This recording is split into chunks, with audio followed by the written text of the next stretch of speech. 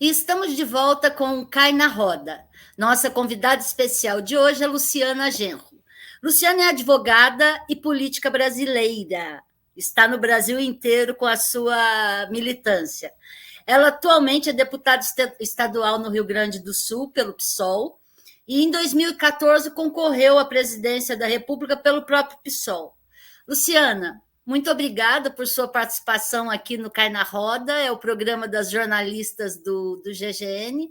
Você vai conversar com Cíntia Alves, Patrícia Faerman, Tatiane Correia, Isabela Galvão e eu, Lourdes Nassif. E antes de começar a nossa rodinha de perguntas e respostas, vou pedir para você que está nos vendo agora que dê o seu like, que se torne membro do canal, que acompanhe o GGN atiçando o sininho para novas publicações, para que o GGN se torne cada vez mais relevante para o YouTube, e ele entenda que a produção jornalística feita pelo GGN é uma produção relevante. Então, e eu treinei muito para falar tudo isso sem gaguejar. Então, vamos lá. Luciana, eu vou começar eu com a pergunta que não quer calar para mim. Nós estamos num ano crucial, é um ano que nós temos que acabar com o bolsonarismo e temos que recolocar o país no bom caminho, o caminho da democracia, principalmente. E várias opções estão saindo por aí. Uma que me chama muita atenção é a questão da federação, que compromete partidos por 4 anos. Qual é a sua opinião a respeito de federação?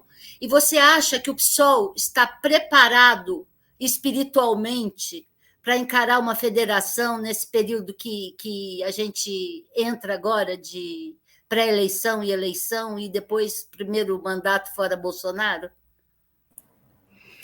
Bom, primeiro, muito obrigada, Lourdes, pelo convite para estar aqui com vocês. O GGN, sem dúvida nenhuma, é um canal fundamental para os debates políticos no Brasil.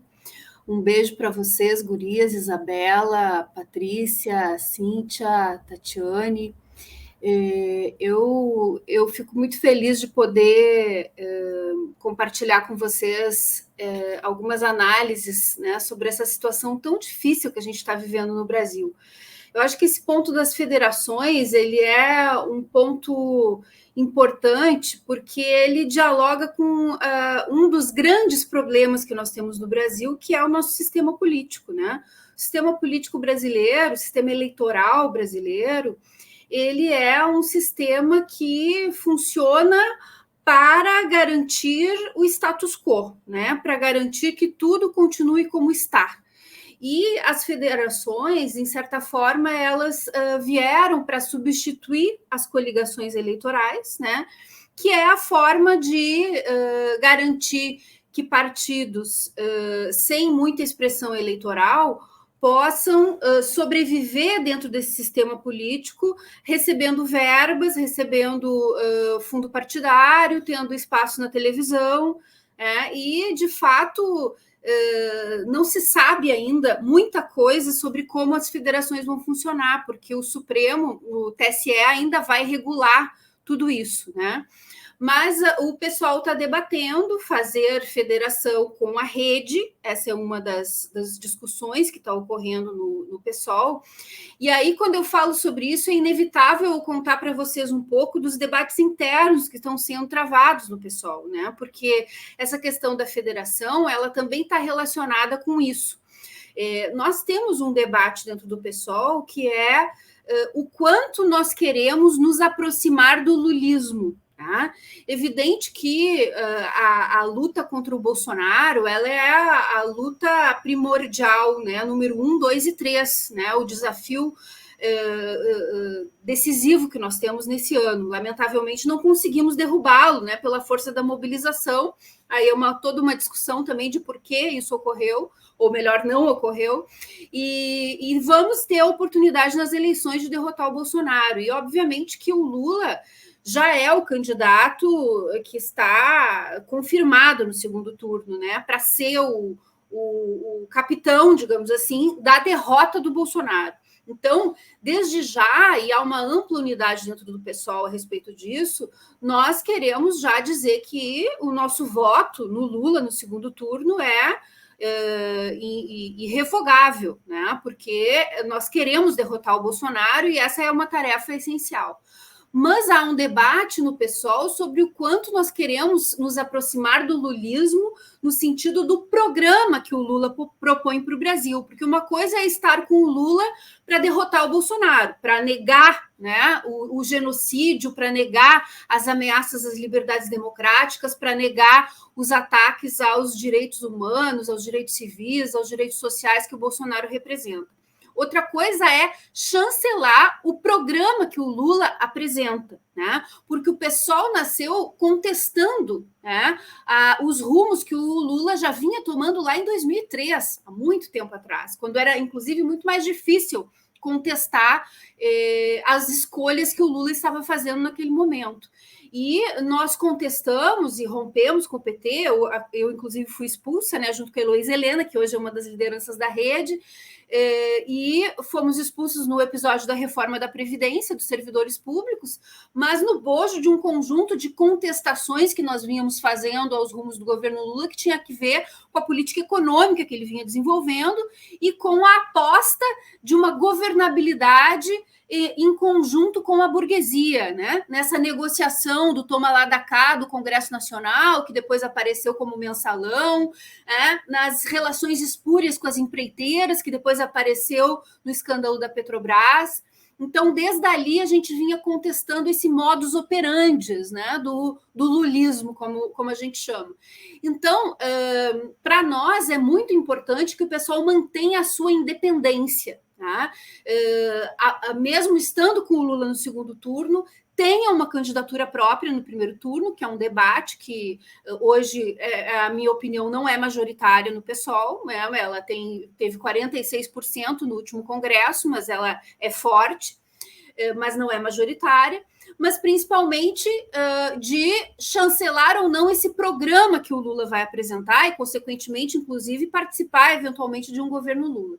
Então, essa discussão com a federação da rede, ela está relacionada com isso, porque a rede, de uma certa forma, também está nesta encruzilhada, né? Porque tem o Randolph, que é uma liderança importante da rede, senador, que está sendo cooptado, digamos assim, claramente pelo lulismo, ele está cotado para ser, inclusive, coordenador de campanha do Lula, né? E a Heloísa Helena, por outro lado, que é uma opositora do lulismo e construiu conosco essa caminhada de criação do PSOL e, portanto, seria um elemento importante na rede para impedir que a rede seja essa correia de transmissão do Lula e do PT. Então, a gente também está avaliando esses movimentos da rede para decidir se seremos favoráveis, né? E aí, quando eu falo seremos, eu estou falando da minha posição política dentro do PSOL, que é o MES, Movimento Esquerda Socialista, se nós seremos favoráveis a essa federação com a rede, ou se nós vamos também defender que o PSOL fique sem nenhuma federação.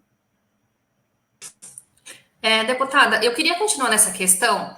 No ano passado, e você comentou isso aí na sua resposta, teve a convenção do PSOL, e aí teve uma corrente ali discutindo apoiar a candidatura do Glauber Rocha para presidente em 2022, candidato a presidente, mas dessa convenção o produto foi que o PSOL decidiu não lançar o candidato ainda, né?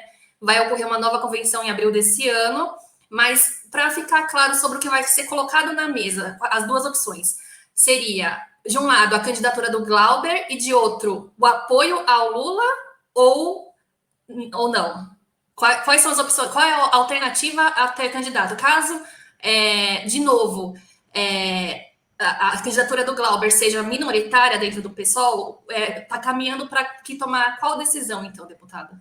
Sim, exatamente isso. O setor que defendeu já no Congresso que a gente não lançasse candidatura defende o apoio ao Lula já no primeiro turno, né?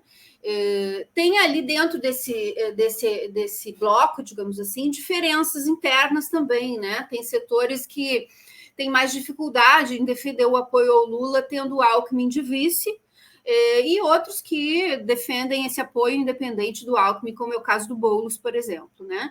Então, o Glauber ofereceu o nome dele, né? E foi o nome acolhido por um conjunto de organizações do PSOL que apoiam a pré-candidatura dele, com o intuito de apresentar um candidato que defenda qual é o programa que nós entendemos que é necessário para sair da crise, né? Que nós entendemos que é um programa anticapitalista, que é um programa de enfrentamento aos capitalistas, ao capital financeiro, às elites econômicas e políticas, de mobilização popular.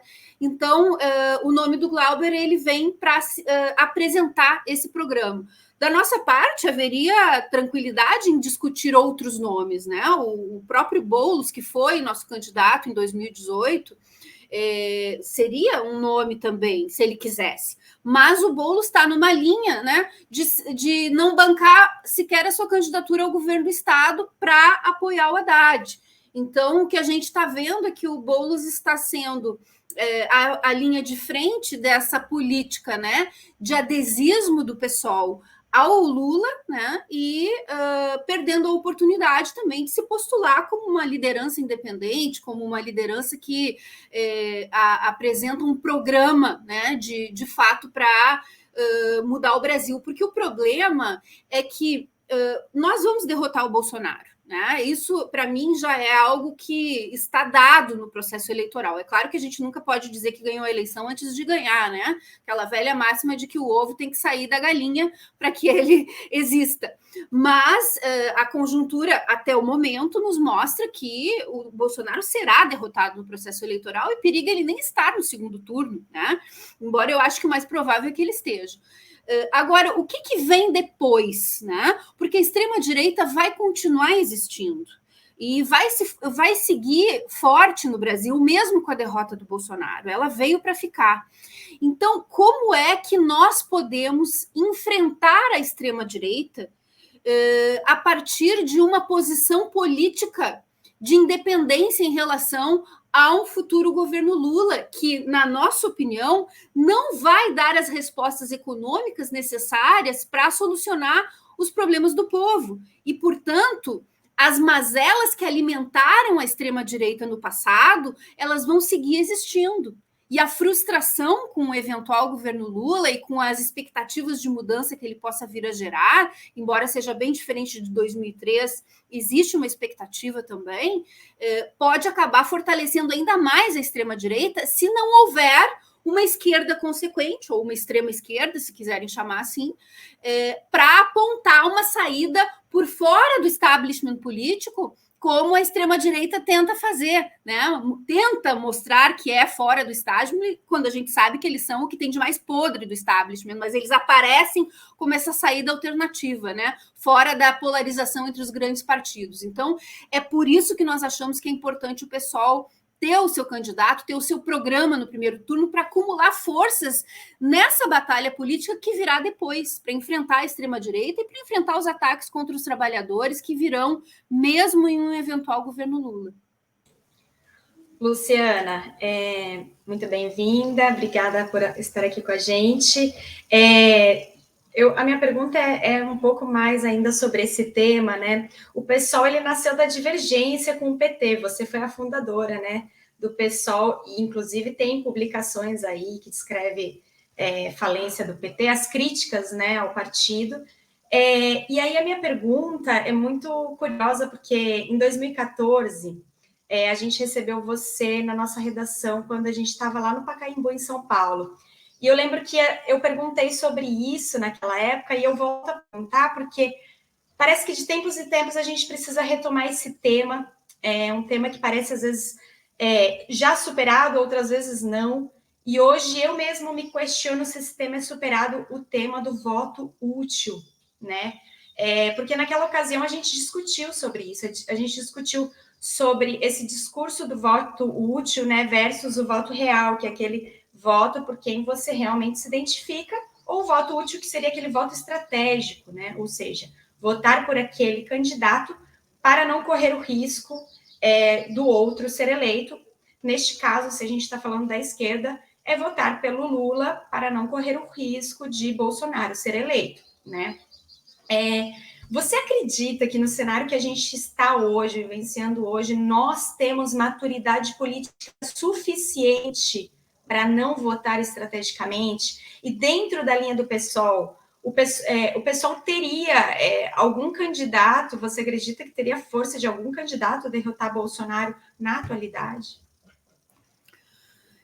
Eu acho que o voto útil ele é um instrumento importante e necessário de ser usado em determinados momentos. E por isso é que a gente parte já dessa definição prévia de que nós votamos no Lula no segundo turno. E esse é um voto útil no segundo turno. É um voto para derrotar o Bolsonaro.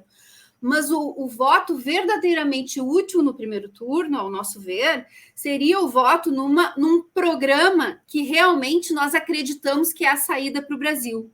É claro que essa é uma questão tática, porque quando a gente está falando de eleição, a gente está falando de táticas eleitorais, né? Então, se houvesse a possibilidade do Bolsonaro ganhar no primeiro turno, eu estaria totalmente a favor do pessoal não ter candidato próprio e apoiar o Lula já no primeiro turno. Tá? Inclusive, nós dentro da nossa corrente, baralhamos essa hipótese no ano passado, né, quando o Bolsonaro ainda estava muito bem nas pesquisas, a hipótese, e o Lula não tinha ainda recuperado seus direitos eleitorais, a hipótese de chamar uma unidade de todas as forças democráticas, digamos assim, de esquerda, centro-esquerda, para apoiar o Ciro Gomes. Né? Nós fizemos nós discutimos entre nós essa hipótese, né? Porque o Lula nem tinha seus direitos políticos recuperados. Bom, quando o Lula recupera seus direitos políticos e fica evidente, né, nas pesquisas, na conjuntura, nas avaliações de todos os analistas políticos que ele está com um lugar assegurado no segundo turno, não tem por que o PSOL não apresentar o seu programa no primeiro turno. Tá? Porque justamente nós precisamos dialogar com a população, mostrando que derrotar o Bolsonaro é uma necessidade, né? E, portanto, o segundo turno nos convém, sim, o voto útil com o Lula, mas depois do processo eleitoral, a vida vai continuar, né? E qual é a política econômica que o Lula vai implementar? Né? Qual é o programa que o Lula vai ter em relação à reforma trabalhista, aos direitos dos servidores públicos, aos direitos dos trabalhadores em geral, a política econômica, a taxação das grandes fortunas, né? O problema da Amazônia, o problema da terra, da reforma agrária, da reforma urbana.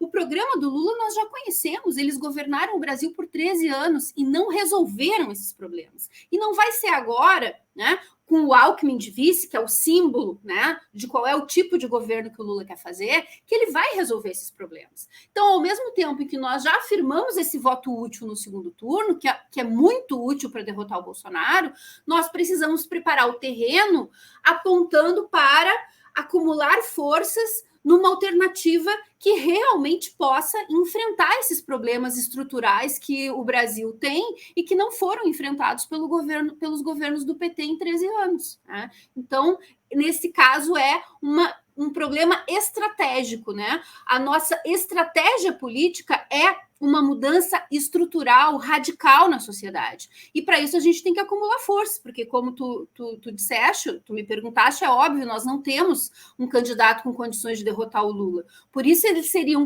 com condições de derrotar o Bolsonaro. Por isso ele seria um candidato para marcar uma posição, para apresentar um programa, para acumular forças, né? E dessa forma a fincar o PSOL como uma bandeira da esquerda consequente que vai seguir se desenvolvendo depois, né? Que o Lula eventualmente vencer as eleições, o Bolsonaro estiver derrotado, mas a extrema-direita seguirá viva e nós precisaremos dar respostas para esse povo que votou na extrema-direita, votou no Bolsonaro por decepção, né? Depois desses 13 anos de governo do PT junto com a burguesia.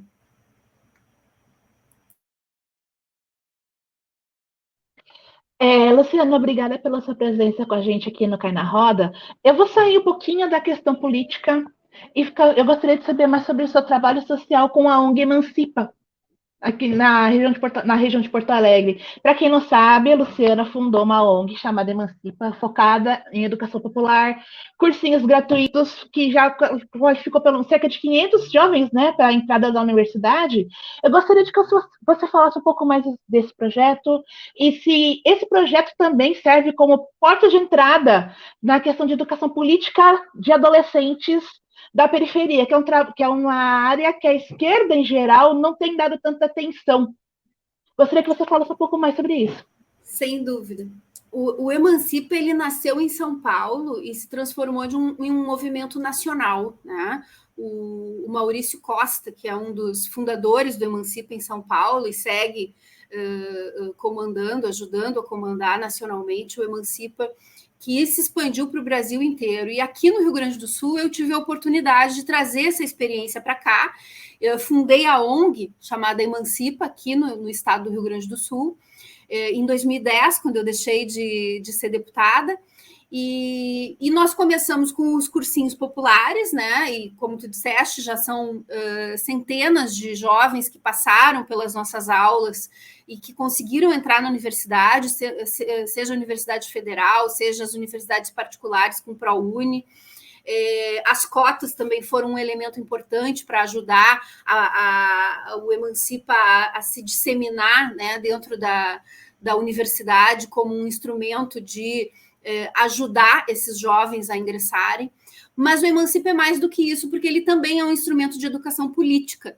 E então as nossas aulas, embora sejam aulas com os professores mega qualificados nas matérias que eles dão, elas também debatem os temas da atualidade, elas também convocam os nossos estudantes a serem parte de um movimento de luta pela educação pública, pelos direitos sociais, pelos direitos da juventude.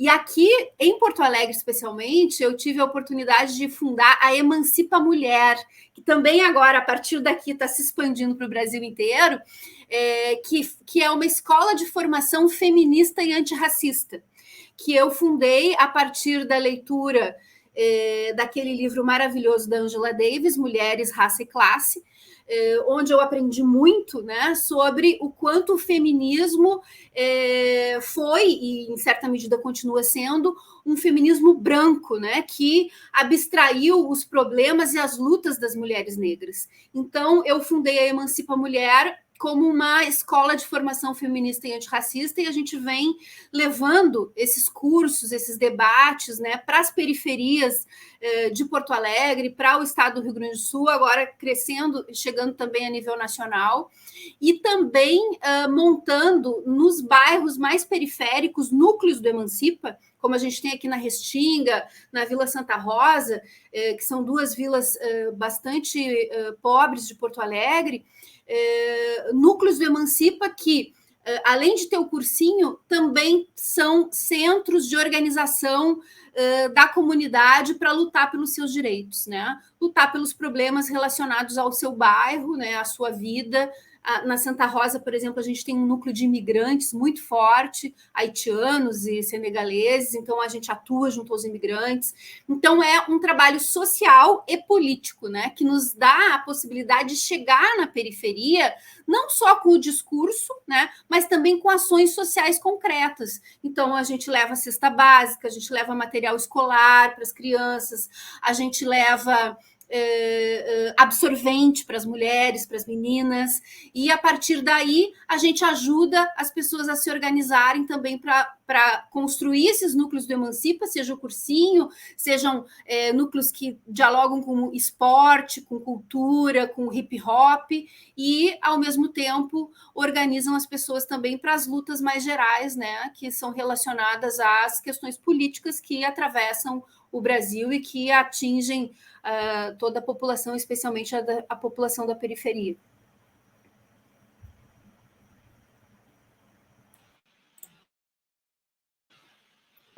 Então, conseguindo. Luciana, eu vi que você é coordenadora da Frente Parlamentar em Defesa da Moradia Digna, né? E agora, na pandemia, essa questão da moradia se agravou de um jeito, assim, bizarro. E eu queria que você falasse um pouquinho como foi a sua atuação nesse período de pandemia para essa população e se tem algum projeto vindo, se você pensa em alguma coisa. Pois é, essa questão da moradia, ela é gravíssima, né, e ela é extremamente difícil de se resolver, né? O principal instrumento que a gente tem de luta pela moradia são as ocupações, né? Sem as ocupações não se avança no processo de ampliar a oferta de moradia popular, né? E é isso que nós temos feito, apoiado, né, a partir da frente parlamentar, apoiado as ocupações que têm ocorrido aqui em todo o estado e que lutam, então, pela regularização fundiária, lutam pela luz, lutam pela água, né, lutam pela creche lá na comunidade, pelo posto de saúde. Então, a gente faz da frente parlamentar uma caixa de ressonância desses problemas que as ocupações enfrentam, inclusive as ameaças de despejo, né, que a gente conseguiu segurar durante a pandemia, mas que a qualquer momento podem voltar com muita força. Então, eu tenho procurado atuar nesse âmbito político e também tivemos uma forte atuação em matéria de assistência social, né? Unindo esse trabalho parlamentar da frente com o trabalho do Emancipa, na arrecadação de recursos, né, que foram em parte meus e em parte arrecadados numa vaquinha virtual que a gente fez, para comprar alimento para as pessoas, né? Porque o problema da fome foi e continua sendo muito grave, né? O auxílio emergencial ele deu uma ajudada ali num determinado período, mas a fome ainda é um problema gravíssimo que a gente enfrenta, especialmente nessas populações de ocupação, né? Então, o nosso trabalho também foi esse de apagar incêndio, né? De tentar garantir que as pessoas tivessem o que comer para poder continuar lutando, né? Então, é um trabalho muito duro, muito sofrido, mas muito necessário, né? E que tem um alcance social muito grande, porque à medida que as pessoas têm a sua moradia garantida, com dignidade, ela consegue, né, mais facilmente organizar os outros aspectos da sua vida, né? Mesmo que ela ganhe pouco, que o seu salário seja miserável como né, a maioria dos salários do povo que tem salário, né, ou mesmo seus ganhos eventuais, se ela tem uma moradia digna, ela já parte de um outro patamar civilizatório, né? Então, essa é, sem dúvida nenhuma, uma luta civilizatória mesmo, pelo direito humano básico à moradia. Luciana, vou andar um pouquinho para trás só. Eu acho que num eventual governo Lula, não vamos contar com o ovo antes da galinha fazer o serviço, mas num eventual governo Lula, nós estamos falando também na necessidade de conseguir governabilidade, porque cada passo vai ser muito importante. O PSOL se dispõe a discutir cada ponto dessa reforma trabalhista, da questão da Previdência, que são pontos que são nevrálgicos, a questão das estatais, e fazer uma frente junto com uma possível federação, junto com o PT e mais 3 partidos, ou, se não tiver federação, fazer essa frente para que, pelo menos, alguns dos males que acometeram o país nesse período possam ser já enfrentados de alguma forma, mesmo que não de forma totalmente desejável? Olha, o PSOL, Lourdes, nunca foi uma oposição sistemática, né, de votar contra o governo por qualquer razão, simplesmente por ser oposição, né? Ao contrário, nós sempre votamos, tanto quando eu era deputada federal no governo Lula, quanto depois que eu saí no governo Dilma, como aqui também, a forma como eu me comporto aqui no estado do Rio Grande do Sul, como deputada de oposição também ao PSDB, que é quem governa aqui, a gente sempre dá apoio a medidas que são favoráveis aos interesses do povo, né? Então, nunca tivemos uma postura de oposição sistemática. Agora, eu acho que o Lula ele está buscando governabilidade da mesma maneira que ele buscou ao longo dos 13 anos de governo, E aqui eu falo dos 13 anos como Lula, porque a gente sabe que a aliança que a Dilma montou para governar foi toda ela chancelada pelo Lula, né? Organizada pelo Lula. Então, não foi algo que a Dilma fez que o Lula não concordou, né? Ao contrário, foi uma atuação conjunta. Depois eles podem ter tido diferenças ali no dia a dia do governo, né? Mas na fórmula da governabilidade foram 13 anos da fórmula lulista, que é a fórmula de alianças com setores da burguesia, com setores das velhas oligarquias políticas, né? E no tomar lá da cá do Congresso Nacional. Bom, eu não posso exigir do Lula que ele seja o que ele não é. Né? Tem setores do PSOL que acham que podem exigir que o Lula faça um governo dos trabalhadores, faça um governo de enfrentamento com o imperialismo, faça um governo de mobilização popular. Eu não vou exigir do Lula o que eu sei que ele não é, e que ele não é a estratégia dele fazer isso. Né? Então, o que eu posso fazer? Eu posso apoiar o governo em qualquer medida que seja favorável aos interesses do povo e, ao mesmo tempo, manter a minha independência para dizer aquilo que eu acho que deveria ser feito, que é necessário ser feito e que precisa, obviamente, de uma correlação de forças necessária para ser feito. Porque não é à toa que quem tem força hoje é o Lula e não é o PSOL, né? Do ponto de vista das amplas massas, porque nós não temos uma correlação de forças para ter um governo com essas características que nós defendemos. Né? Por isso que quem vai ganhar a eleição vai ser o Lula e não vai ser o PSOL. Mas a eleição não encerra o nosso problema, porque o dia a dia da luta social, da luta popular, ele segue independente do processo eleitoral.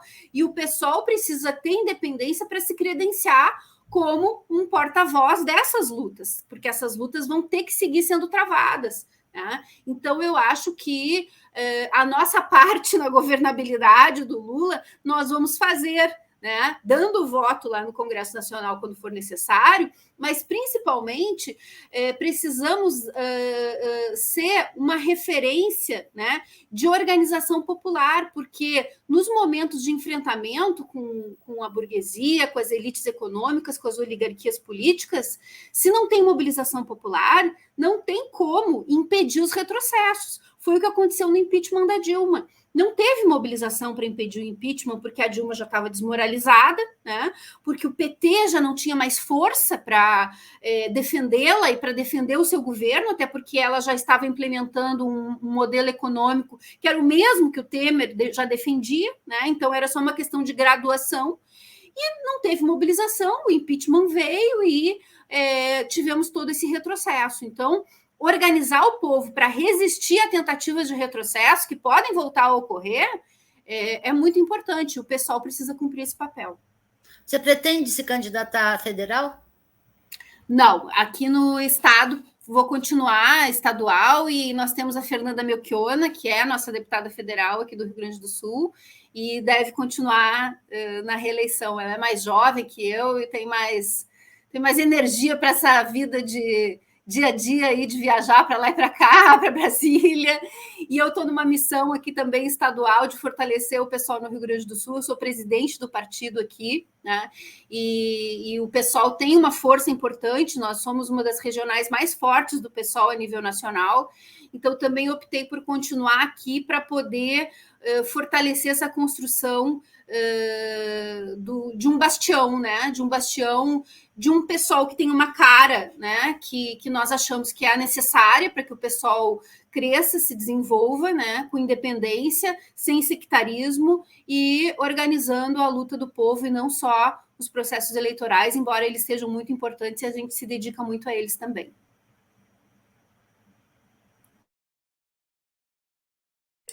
Deputada, eu vou fazer uma pergunta, mas fique super à vontade para não responder, se não quiser, mas é que eu fiquei curiosa ali, na verdade.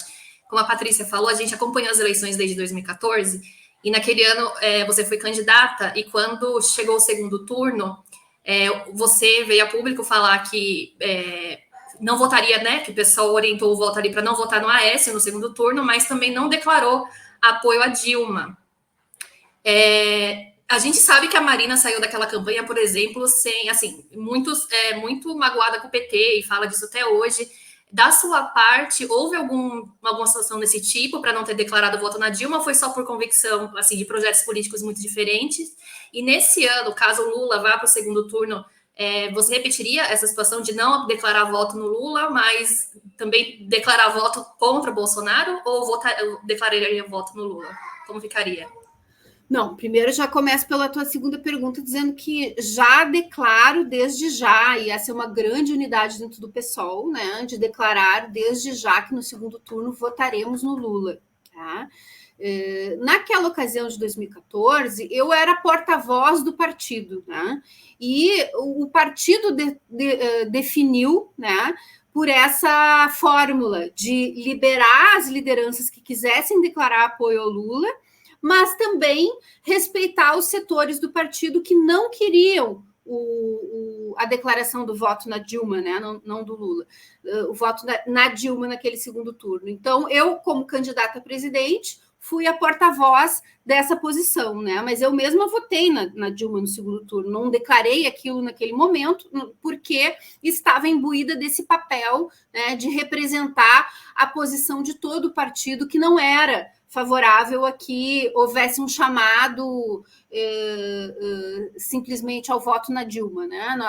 O nosso acordo interno era esse, né? De dizer Aécio não, e quem quiser votar nulo, vota, quem quiser votar na Dilma, vota, e o importante era não votar no Aécio.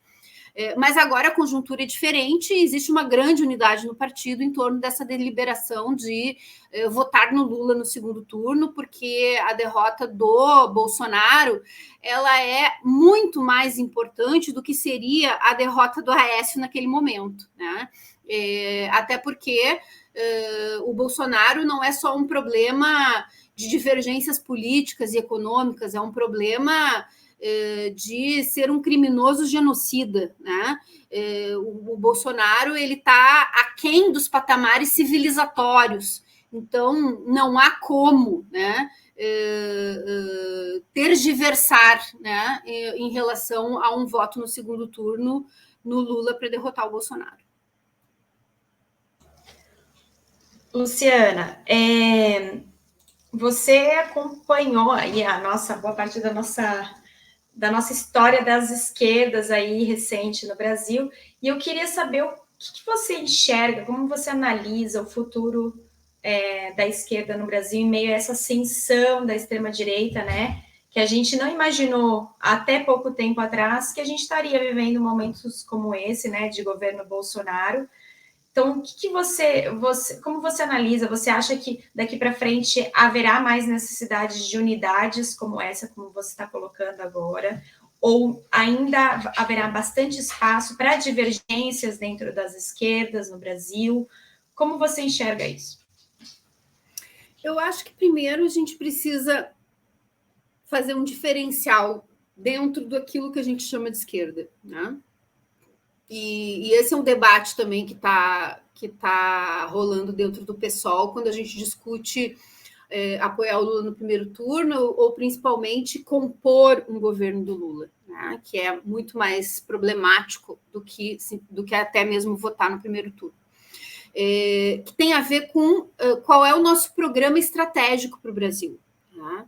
Eu defendo, né, que o PSOL não deve ser um partido à imagem e semelhança do PT, que tem como estratégia gerenciar o capitalismo. Tá? Foi isso que o Lula fez, foi isso que a Dilma fez, e é isso que o Lula vai voltar a fazer quando governar novamente. Gerenciar os interesses do capital, buscando fazer algumas concessões quando possível, né? Porque a gente tem que saber também que essas concessões e avanços que nós tivemos durante o governo Lula, elas tiveram a ver também com uma situação econômica mundial que foi favorável ao Brasil, né?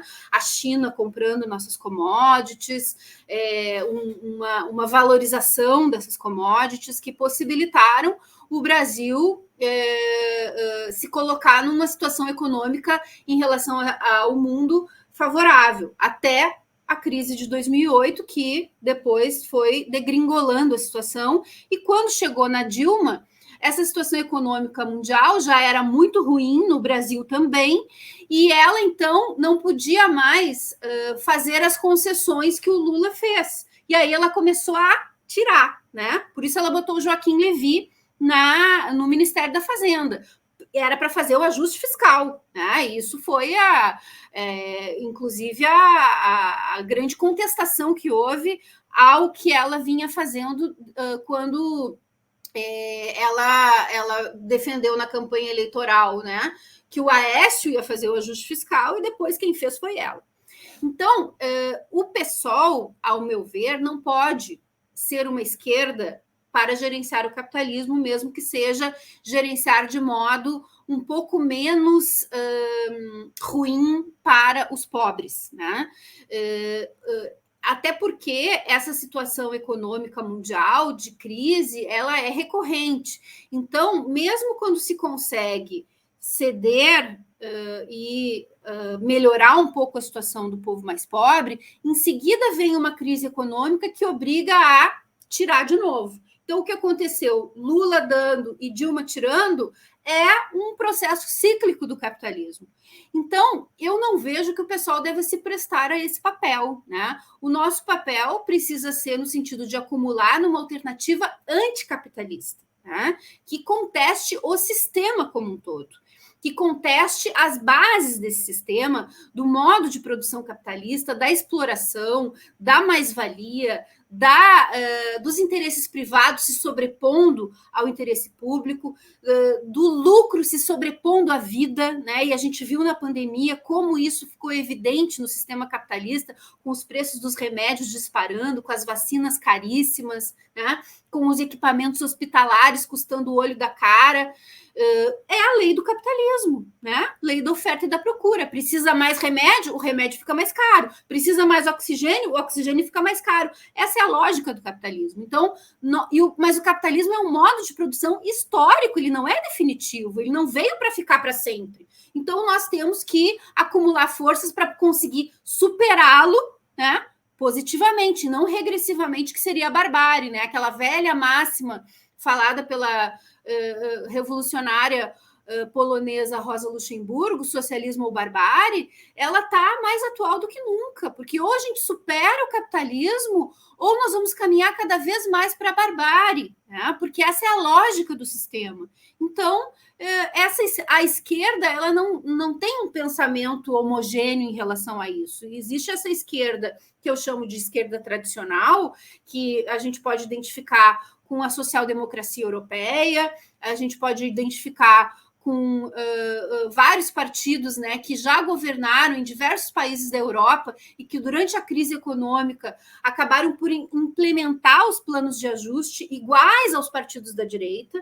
E isso gerou o crescimento da extrema-direita em todo o mundo, né? E a gente pode observar, caso a caso, onde a extrema-direita cresceu, tem um partido da esquerda tradicional que capitulou, que aplicou os planos de interesse da burguesia, de ajuste fiscal, e o PSOL precisa se manter firme numa outra posição, né? Mesmo que essa posição não nos permita governar imediatamente, não nos permita ganhar as eleições imediatamente, mas nos permita ir acumulando forças, organizando uma força social, né? Um corpo político e social que possa atuar, né? Seja para defender os interesses pontuais da classe trabalhadora em cada momento, seja para realmente fazer uma mudança estrutural que não vai ser resultado meramente de um processo eleitoral, ele precisa ser resultado de todo um processo de mobilização e enfrentamento dessas enormes forças políticas que dominam e que têm a hegemonia política, econômica e cultural, né, do Brasil. Luciana, você acha que Sérgio Moro tem força enquanto candidato? Eu acho que ele pode, se ele tiver o apoio da Rede Globo, por exemplo, né? Que a Rede Globo a gente sabe que é o maior partido político da burguesia. E a Rede Globo, quem será o candidato da Rede Globo na eleição? eles estão dando bastante corda para o Lula, né? Pode ser que seja o próprio Lula, mas certamente o Lula não é a primeira opção da Rede Globo, né? Porque eles sempre preferem governar diretamente pela mão da burguesia, né? E não pela mão de um partido com origem na classe trabalhadora, como é o PT, e que, portanto, por ter laços com a classe trabalhadora, é sempre mais difícil, né?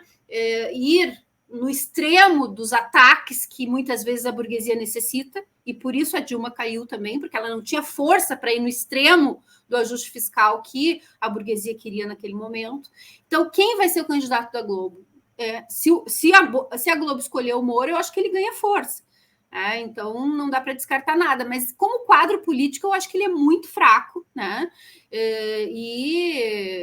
Mas até o Bolsonaro ganhou, né? Então já não dá para duvidar de nada. Virou uma caixinha de surpresa a eleição nesse país. Viu? O Brasil conseguiu dar vários sustos. Com certeza. Mas eu acho que é importante dizer também, né, que tudo isso que eu digo, que eu estou falando em relação ao Lula no primeiro turno, né, que é essa luta que a gente está travando, ela é uma avaliação ancorada na conjuntura que nós temos hoje, né? Se ocorre uma mudança política, né, o Moro dispara, o Lula cai, o Bolsonaro cresce, bom, aí é uma caixinha de surpresas, né? Mas o que nós temos agora como possível de previsão política, né, de diagnóstico do que está acontecendo e do que vai acontecer, é um segundo turno entre o Bolsonaro e o Lula, né? Então, isso, com o Lula muito na frente, né? Com o Lula, inclusive, com chance de ganhar no primeiro turno, e não o Bolsonaro de ganhar no primeiro turno, que aí mudaria completamente a nossa tática eleitoral. Você acha que as redes sociais, deputada, vão ter o mesmo peso em 2022 que tiveram em 2018 para disseminar fake news, essas coisas? O pessoal discute isso internamente e como bater de frente com essa situação? Porque o Bolsonaro tem uma máquina muito poderosa na mão, né? Que só cresceu nos últimos 4 anos, inclusive. É incrível, viu?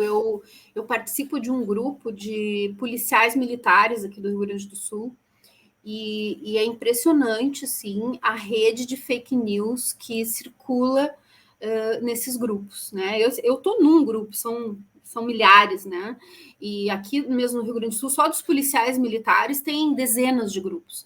E então eu fico ali combatendo, né? Quando eu vejo um bota fake news, eu vou lá e combato. Mas a fake news via WhatsApp é a mais difícil de combater. Tá? Porque essa que aparece no Instagram ou no Facebook, a gente ainda consegue denunciar e mandar tirar e fazer o contraponto, né? Mas a da rede do WhatsApp é muito mais complicado. Então, eu temo bastante pela fake news nesses aplicativos, né, de mensagens individuais, como o Telegram e o WhatsApp, que é muito difícil de combater, e acho que vai ter, sim, muito peso, talvez até mais do que em 2018, porque está mais disseminado ainda, né? Hoje, quase toda a população brasileira está conectada no WhatsApp, então eu acho que vai ter um peso importante, vai ser fundamental a esquerda, né, os setores democráticos, terem também as suas redes de comunicação via WhatsApp para poder combater essas fake news que certamente vão aparecer com muita força. Deputada, como representante da oposição no Rio Grande do Sul, eu gostaria que você fizesse uma análise de como tem sido o governo do Eduardo Leite no estado, porque a gente vê o Eduardo Leite surgindo como nome presidencial dentro do PSDB, mas a gente não sabe como tem sido a atuação dele dentro do estado. Eu gostaria que você fizesse uma análise sobre o papel dele e como tem sido o trabalho da oposição no Rio Grande do Sul.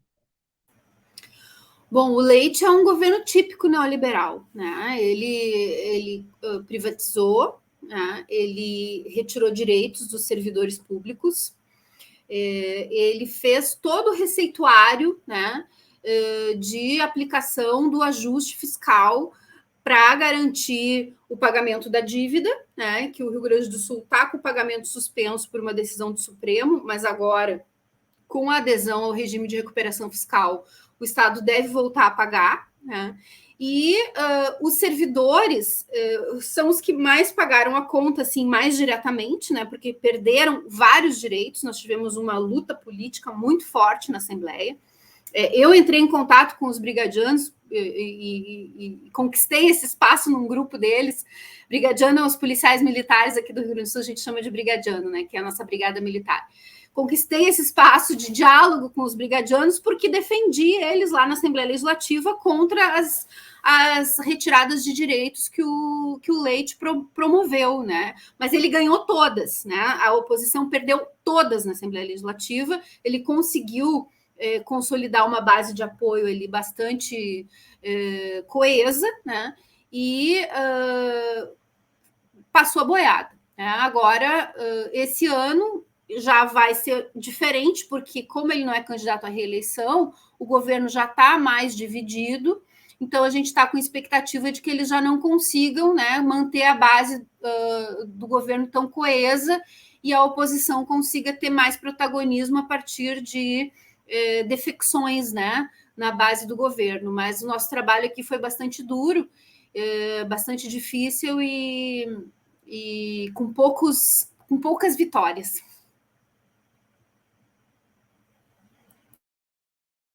Eu fico esperando alguém entrar, ninguém entra, eu entro. Pode entrar, Lu.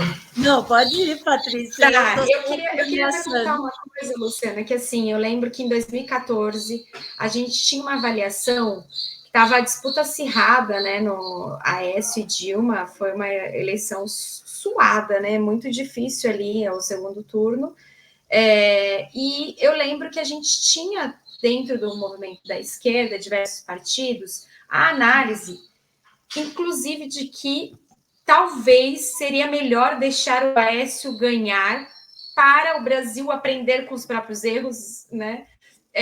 Para a gente vivenciar o modelo neoliberal, liberal, dentro do país com mais escancarado, e assim aprender e a esquerda conseguir aí vir com força total. A gente viu que isso não aconteceu. Depois a gente teve o governo Bolsonaro, e aí fica aquela dúvida, né? Aquela análise. A gente não aprendeu com os nossos erros, Luciana, nas eleições presidenciais aí? Pois é, né? É difícil responder essa tua pergunta, porque eu acho que não é só uma questão de aprender ou não com os erros, né? É uma questão de qual é a estratégia que a esquerda tem.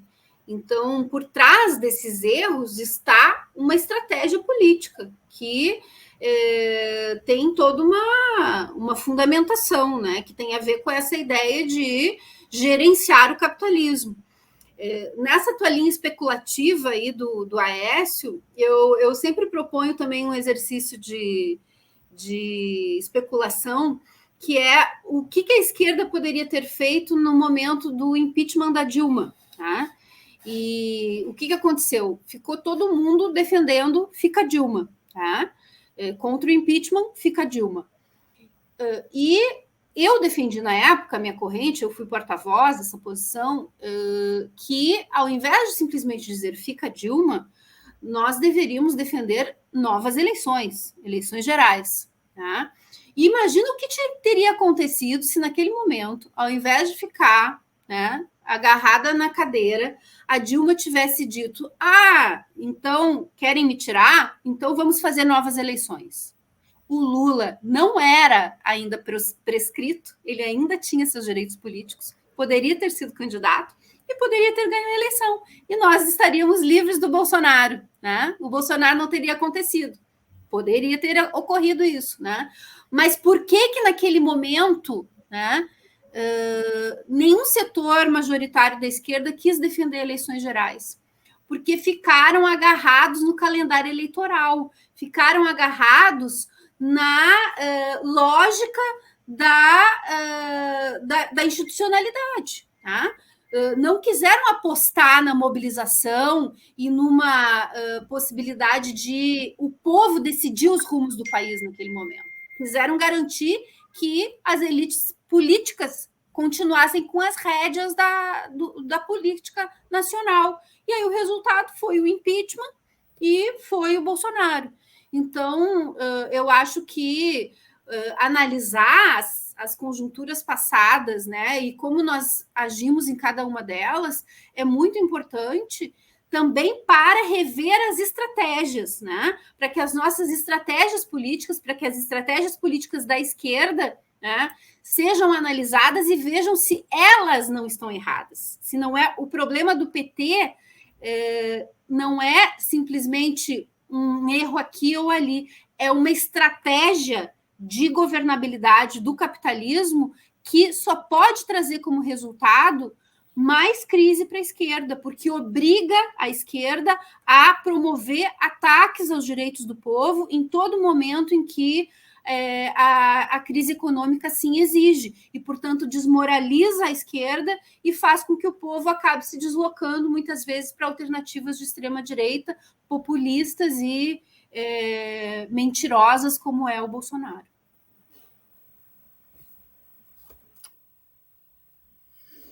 Eu com o microfone aberto aqui, está com reforma aqui, vocês me desculpem, eu distraí aqui. Luciana, nós estamos chegando no último pedacinho do programa e eu queria te deixar tipo o microfone aberto, porque nós fizemos várias perguntas, a gente foi uma conversa boa, tudo, mas faltou alguma coisa que você queira deixar bem claro para o nosso ouvinte? Faltou aquela coisa especial que a gente não se deu conta e não te perguntou? Não, eu acho que vocês cobriram muito bem todo esse debate político que está ocorrendo no Brasil e no PSOL. Eu só agregaria uma nota, digamos assim, sobre a luta das mulheres e a luta antirracista, que eu acho que são duas lutas que precisam cada vez mais ser fortalecidas, né? Nós temos aí o caso do imigrante do Rio de Janeiro que foi assassinado, né, o Moise, e que está gerando uma revolta nacional muito forte, né? E é importante as mobilizações que estão acontecendo por justiça, não só nesse caso, mas esse caso como um caso emblemático, né, do quanto a xenofobia, o racismo, o preconceito são parte desse sistema que a gente precisa combater, né? Da mesma forma, a luta das mulheres contra a violência doméstica, que segue sendo um drama brutal, cotidiano, né, das mulheres, especialmente das mulheres na periferia, que não tem para onde escapar. Eu aqui, inclusive, sou autora do único programa que o governo do estado tem de acolhimento de mulheres vítimas da violência, é feito com dinheiro destinado por emendas parlamentares minhas, né? Porque é um drama que nós vivenciamos cotidianamente, das mulheres não tendo para onde ir diante da violência doméstica, e tudo isso, né, o machismo, o patriarcado, o racismo, a xenofobia, o preconceito contra as LGBTs também, especialmente as pessoas trans que sofrem um preconceito brutal, é parte desse sistema capitalista que a gente precisa combater, né? Então, um programa de esquerda consequente, ele precisa dialogar com esses problemas civilizatórios, né? Com esses problemas que são parte dos problemas estruturais do capitalismo e que precisam ser seriamente combatidos e não podem ter uma hierarquia diminuída, né? São problemas centrais junto com o problema de classe que se completam, né? Eles se fundem, na verdade, porque a mulher negra pobre ela vivencia, né, o racismo, ela vivencia o machismo, ela vivencia o preconceito de classe de uma forma brutal, né, que é algo inaceitável e que a gente precisa, né, unir forças também com os setores democráticos, né, para enfrentar e combater com muita força. Perfeito. Chegamos ao fim do nosso Cai na Roda. Luciana, gostaria muito de te agradecer por ter se colocado à disposição da equipe para essa prosa de 1 hora, que foi muito boa, muito bom conhecer o PSOL. O PSOL é um partido importante nesse momento do país, e a gente está estar mais antenadinho com ele é importante. Eu que agradeço. Para mim foi um privilégio conversar com vocês, participar desse programa, e estou à disposição aí para voltar a conversar quando vocês quiserem. Obrigada, isso é uma maravilha. GGN sempre de portas abertas e estamos aí. Obrigada, Luciana. Obrigada mesmo. Obrigada, Aula, viu? Como sempre. Foi ótimo. Tchau, tchau. Tchau.